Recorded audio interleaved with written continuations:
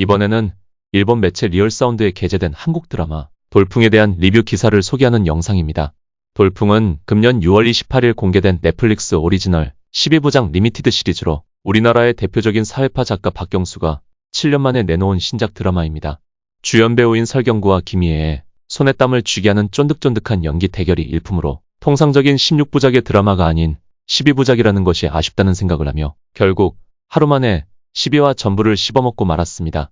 그럼 한국의 정치 상황을 꿰뚫고 있는 듯한 일본의 평론가는 한국의 정치 드라마 돌풍에 대해 어떤 느낌을 받았는지 그 감상 소감을 보시겠습니다.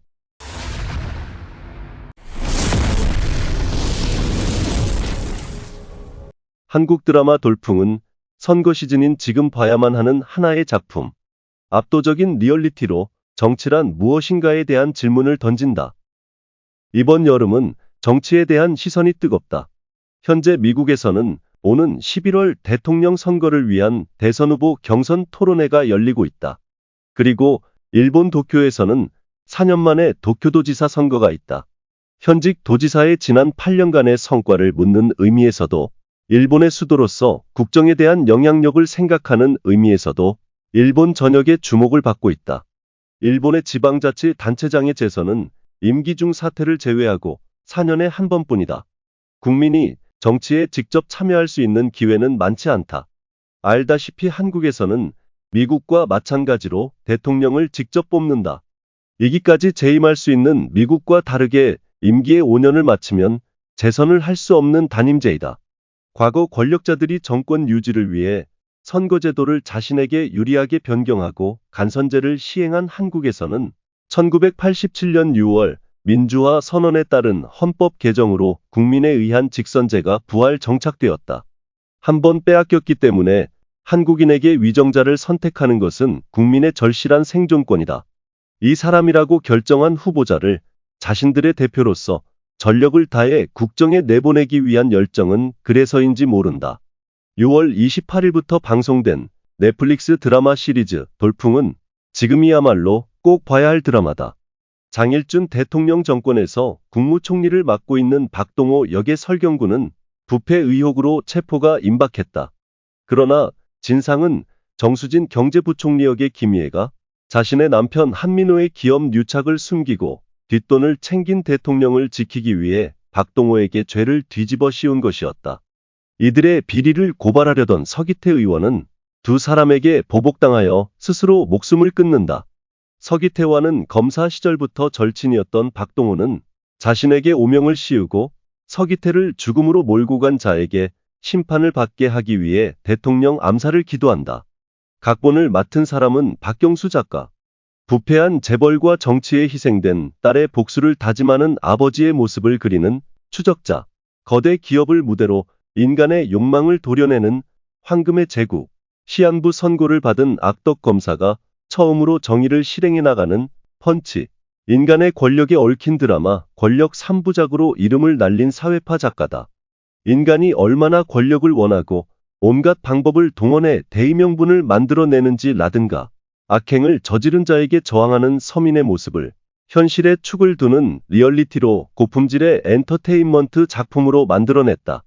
그의 7년 만의 신작 돌풍은 믿을 수도 없고 들고 일어설 수도 없는 지금 세상은 추악한 우리끼리 어떻게든 해야 하는 건 맞지만 지금 현실은 너무 답답해서 시청자들에게 드라마에서도 백마탄 초능력자가 세상을 뒤집는 이야기를 쓰고 싶다고 다짐한 것처럼 박동호라는 더티 히어로와 지혜가 뛰어난 정수진의 숨막히는 밀당과 질풍노도와 같은 전개가 짜릿한 쾌작이기도 하다.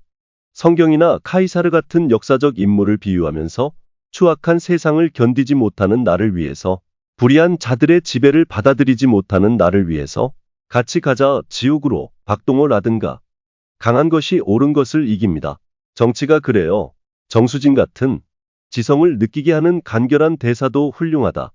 드라마 출연은 무려 23년 만에 처음인 믿고 보는 배우 설경구와 퀸메이커에서 민환 조정자를 열연했던 김희애라는 주인공을 비롯한 연기 베테랑들도 완성도를 높였다.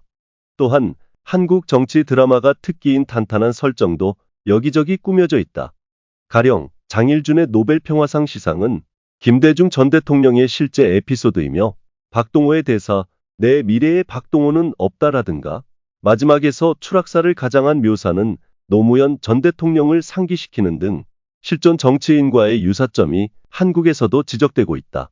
모티브에 대해서 설경구는 박동호라고 하는 인간을 그린 것이며 누군가 특정의 개인이라면 할 수 없다라고 말했을 것이다 라고 부정하고 김희애 본인도 분명한 언급을 피하고 있다. 그러나 어쨌든 누군가를 생생하게 상기시킬 정도의 리얼리티가 드라마를 탄탄하게 하는 것은 확실하다.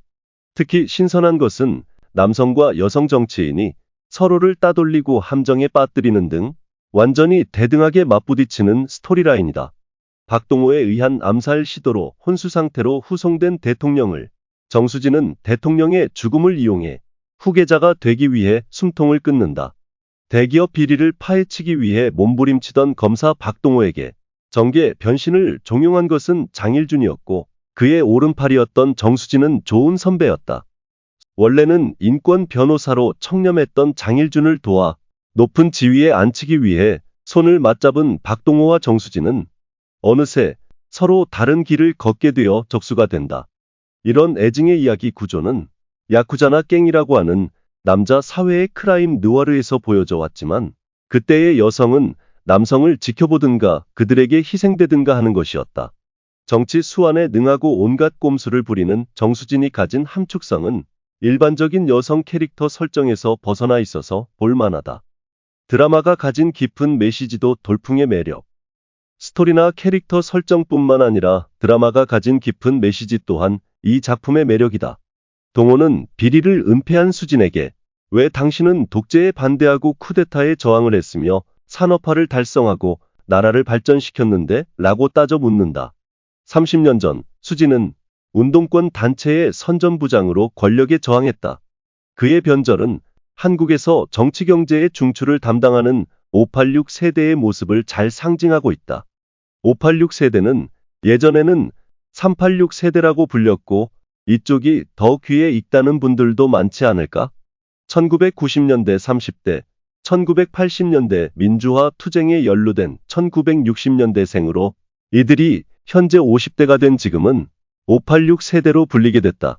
30년 전 수진과 남편 민호는 운동권 단체에서 민주화 시위에 목숨을 건 사람이었고 인권 변호사로서 투옥된 장일준을 지지했던 수진도 체포된 경험이 있다.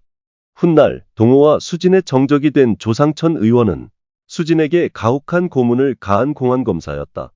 독재 정권의 부정적 유산이 지금도 정치의 핵심에서 힘을 갖고 있다고 하면 전율하지만 동시에 억압받으면서도 용기와 신념으로 국가 권력을 뒤집은 세대가 결국 그 후 부패로 얼룩지고 있는 것 또한 씁쓸하다. 이러한 설정은 제작진에 의하면 특정 세대에 대한 언급이나 비판은 아니라고 하지만 기득권화된 좌파 시민 학생 운동의 세대와 그 이후 세대의 갈등이나 알력은 한국 사회에서는 사회적 이슈가 된 지 오래되어 한국의 시청자는 누구라도 눈치채고 있을 것이다. 586 세대가 학생으로서 반체제 운동을 이끌 무렵 한국 경제는 고도성장기였다. 이들은 졸업 후 대기업 등에 취직했다. 그리고 지금은 여러 조직의 간부가 되었다. 정계에 입문한 사람도 많았다. 오랜 취업난에 허덕이는 청년 세대로부터 보면 이들은 이들 586 세대가 비판해왔던 독재자 박정희 대통령이 성공시킨 경제성장의 상징인 한강의 기적을 통하여 불을 거머쥔 기득권 세대로밖에 보이지 않는다는 것이다. 대통령직을 거머쥔 박동호에게도 전수진에게도 서로 신념이 있었다. 그러나 전자는 위험했고 후자는 왜곡돼 있었다. 수진은 남편 민호의 뇌물수술을 나무랄 때 당신이 그리고 내가 박동호였어야 했다고 통곡한다. 썩은 세상을 어떻게 하나. 우리가 묻는 건 마찬가지야. 답이 다를 뿐이다. 나는 나의 정답을 믿고 끝까지 관철시키겠다며 추워도 물러서지 않는 동호의 자살은 수진을 법정에 세우기 위한 헌신의 결과였지만 오름에서 점점 벗어나는 자신에게 벌을 준 의미도 있지 않았을까? 길을 잘못 든 수진의 타락에 정치란 정권이나 체제, 더욱이 개인을 지키거나 아첨하는 것이 아님을 새삼 절감하게 된다. 전공법을 쓴다 해도 달라지는 것은 없을 것이고 거짓을 이기는 것은 진실이 아니라 더 큰 거짓이라며 직접 동호는 파멸을 향해 나아간다. 사는 현실 속에서도 우리는 그런 씁쓸함에 직면하기도 한다. 도대체 정치는 무엇 때문에 있는 것일까? 동호의 비서 서기태의 여동생 자영은 정의도 법도 오빠를 구해주지 않았다고 쏘아붙이며 정치의 무력함을 나무란다. 동호와 기태의 절친한 친구이자 검찰총장인 장석은 이렇게 그녀에게 말한다. 그 대사가 정치가 해야 할 일을 가장 잘 표현하고 있어 줄곧 가슴에 와닿는다. 법과 원칙을 지키고 정의를 관철하려 하며 몇 번이나 동호에게 쓴소리를 하는 장석은 동호가 진정으로 꿈꾼 모습이 아니었을까. 시간이 필요하다고 해도 억울해서 눈물을 흘리더라도 난 믿어. 세상은 바르게 되어 있다고 참고 버티면서 나는 최선을 다할 뿐이다. 이상 끝까지 시청해 주셔서 감사합니다. See you again. Goodbye.